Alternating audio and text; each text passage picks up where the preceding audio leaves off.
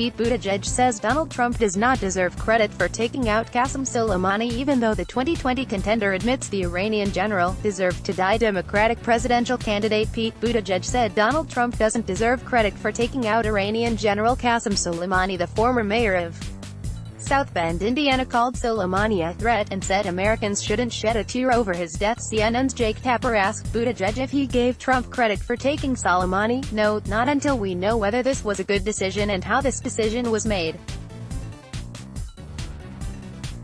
And the president has failed to demonstrate that. Buttigieg said Soleimani was killed when Trump directed an airstrike on an airport in Baghdad, Iraq, following a breach of the U.S. Embassy there by Caitlin Corral, Hughes, political reporter for DailyMail.com, published 1742 Greenwich Mean Time, the 5th of January 2020, updated 2347 Greenwich Mean Time, the 5th of January 2020. Pete Buttigieg said Sunday that terrorist Qasem Soleimani deserved death but insisted Donald Trump does not deserve the credit for taking out the Iranian leader. You called Qasem Soleimani, the Iranian general who was killed, you called him a threat to the safety and security of the United States.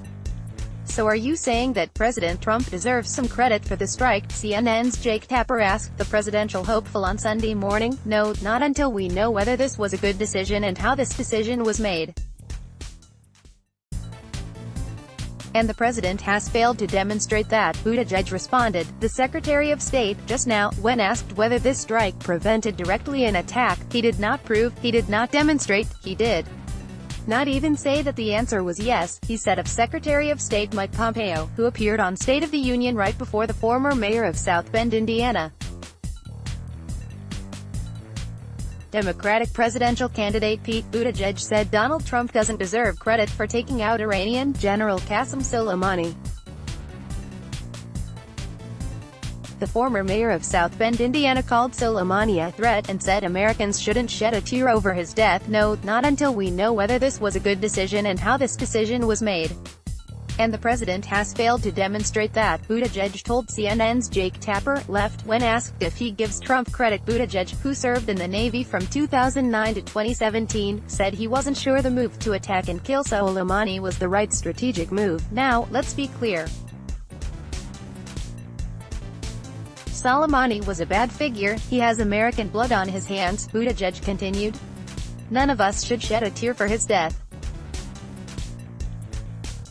But just because he deserved it, doesn't mean it was the right strategic move. Trump gave the directive to launch a drone attack on an airport in Baghdad, Iraq, which took out Soleimani, who was there Friday.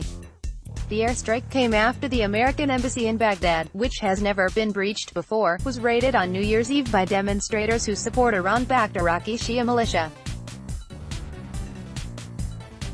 The raid on the embassy and killing of Soleimani followed continued escalation in the region.